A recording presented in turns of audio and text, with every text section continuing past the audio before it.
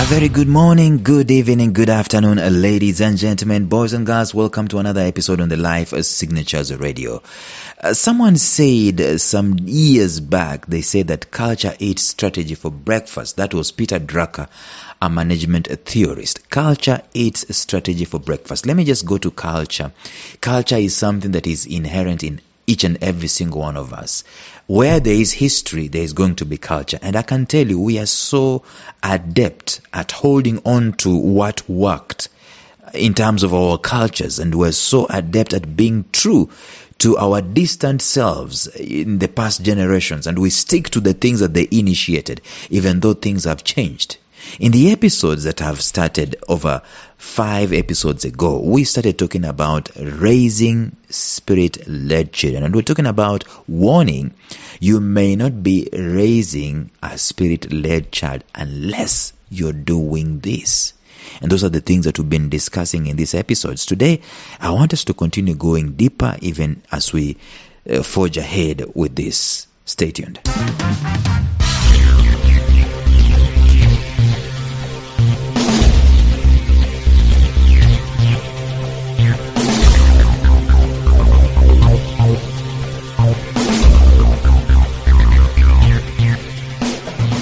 Welcome to the Life Signatures podcast with Lawrence Namale. Lawrence is a life coach, author, and keynote speaker who loves to tackle different topics on purpose, productivity, and resilience. His mission in life is to awaken all your boundless possibilities available in you. Life Signatures podcast is dedicated to bring to reality every single person who knows that deep down in their gut, there's got to be more to life than this. And now, here is your host, Lawrence Namale.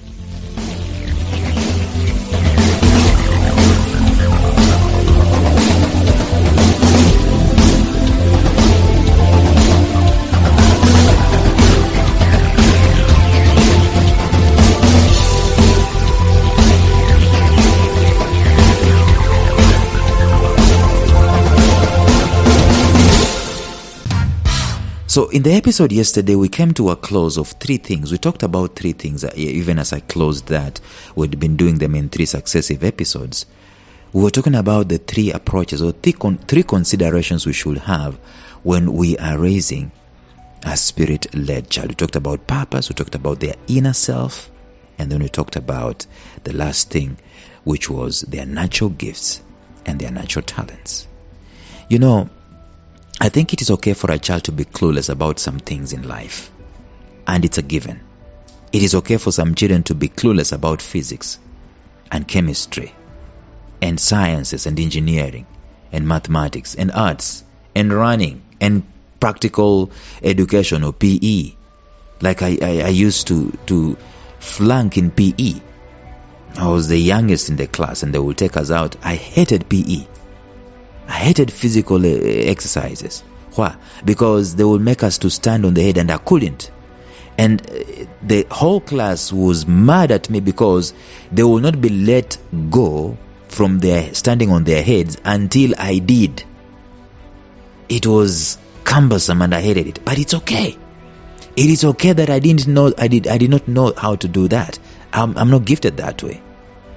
I'm one of those who just didn't grasp some aspects of learning. I know definitely I'm not the only one. There are very many people who are different. There's a book I read called What's Your Genius, which says that we are blind in different ways. Some people are blind in the hands. In other words, they're not gifted kinesthetically. Some people are blind in the head. They're not gifted in conceptualizing ideas and so on. Some people are blind in the heart. They're not gifted in having a kind, nurturing heart naturally for other people. But they're gifted in other areas. You see, our problem is that we feel if someone lacks in one area, then they are already a failure. They're not going to make it in this life. And there are few things that we have selected in life that we've made paramount. There's such a thing as compulsory classes, compulsory courses in this world. And that's where the rain starts beating us from. We make some things compulsory, and yet the ones that are supposed to be compulsory are not. So for example, we're supposed to compulsorily train people on who they are. find clarity of who they are, as in invest even in tests, in personality profiles at a young age, to understand who this person is. That is understanding the Spirit. What we do is that we disciple people, we herd people, Herd. We herd people into one dimension, one direction, and we have no clue who they are. See, let me say this. It is okay for people not to understand mathematics. It is okay for them not to understand chemistry and physics. It is okay for them not even to grasp and want to do music. But what is not okay is for a child to be clueless about matters concerning themselves, their spirit. Why? It is simple. It is because every human being is a spirit. I wanted to say has a spirit, but every human being actually is a spirit. Now, when I talk about this, it's not woo-woo. I know it will need to be differentiated. We will need to differentiate the spirit as I keep going, and we will need to come clearer and clearer as we keep going. But I'm not referring, when I talk about spirits, as some people would have, accused me, spirits. Incidentally, this series on spirits has drawn quite a bit of stir in some circles. My thinking is that I'm vindicated writing about this and talking about this because it especially captures people's attentions.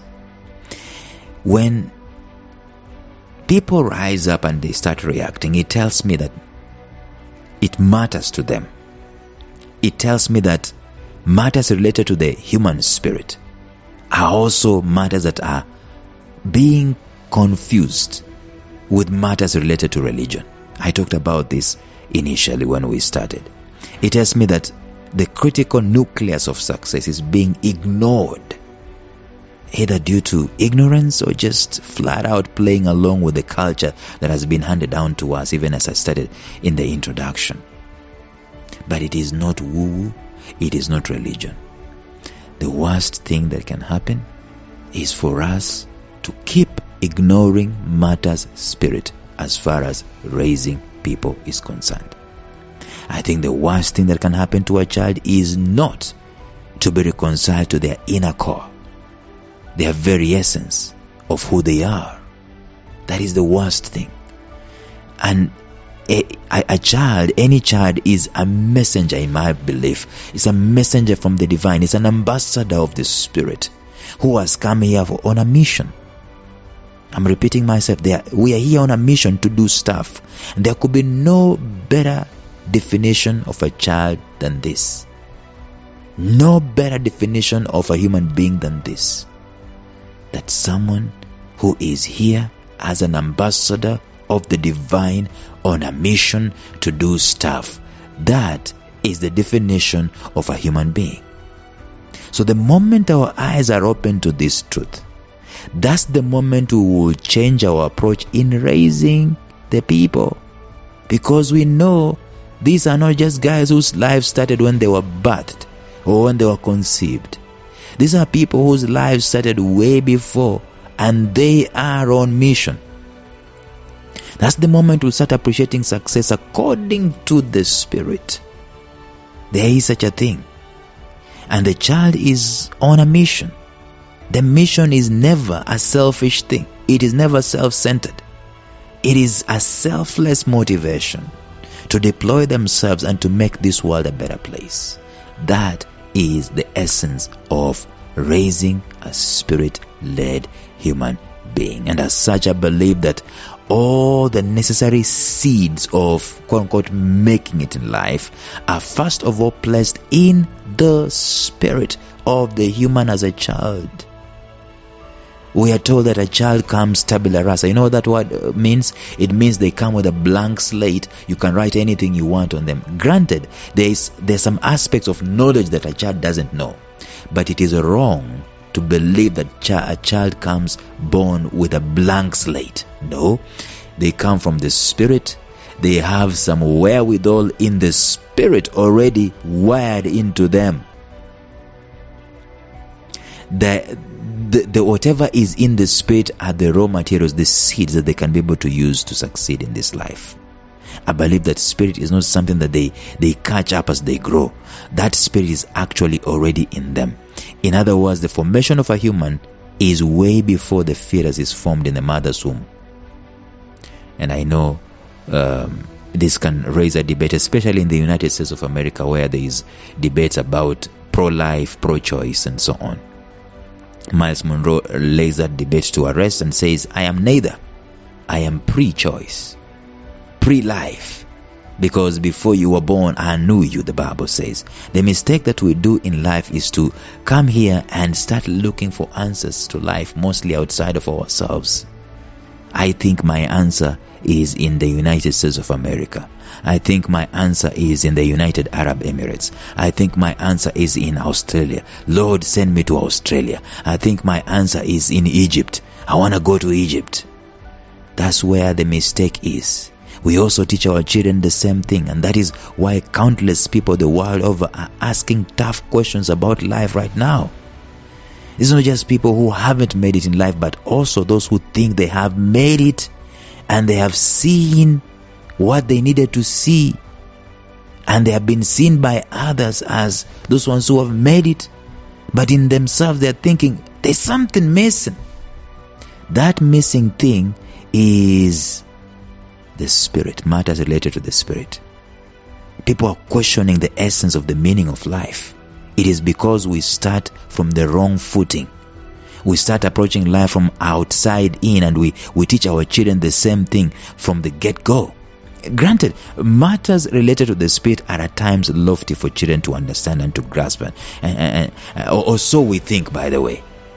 So we focus only on matters outside of their spirit while teaching them.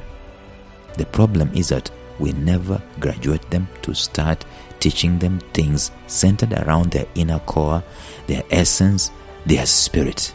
And we focus on the shell and the structure rather than focusing on the core. Every human being is a spirit. There is such a thing as unwanted success. Unwanted success is success outside of matters related to the spirit. If anything, every human being is entitled to their own success. That's why the definition of success is not one, it is many. My success is actually the result of being authentic to the formation and the desire of my spirit. In other words, if I succeed in anything that is not connected to the desire of my spirit and the desire of the divine and the desire of the spirit, then that success has actually become an illusion. And I continue looking, searching, desperate. I continue looking for fleeting happiness, fleeting fulfillment here and there. I talked about this in some episodes back, maybe 10 episodes back. I continue to fill my life with this and fill my life with that because I am looking for something to fill the void. Why? I am missing matters related to the spirit. And I'm going to explore for you matters related to the spirit versus matters related to the ego, because the opposite of the spirit is the ego. And someone, I think the guy passed away, I've forgotten his name. He was called, what was he called? But he used to say ego means edging God out. As in, you remove the spirit, you're left with the shell. And that's what we do daily, by the way. That's what we do occasionally. That's what we do as a matter of culture. We haven't even realized that this is what we're doing daily. That's why people are questioning themselves. Let me tell you this. Ideas, matters related to mental health can also be things that are contributed to by not focusing on matters spirit. So you have the car, you have the wife, you have the kids, you have the money, but you are unsettled. Why? Because matters related to your spirit probably were not catered for. Tomorrow we're going to continue talking about these things, but until then, bye-bye. Thank you for listening to Life Signatures Radio. If you enjoyed today's show, subscribe to Life Signatures Radio on iTunes, Stitcher, or visit our website at lifesignatures.libsyn.com. Life Signatures Radio, fresh, clean, and inspiring.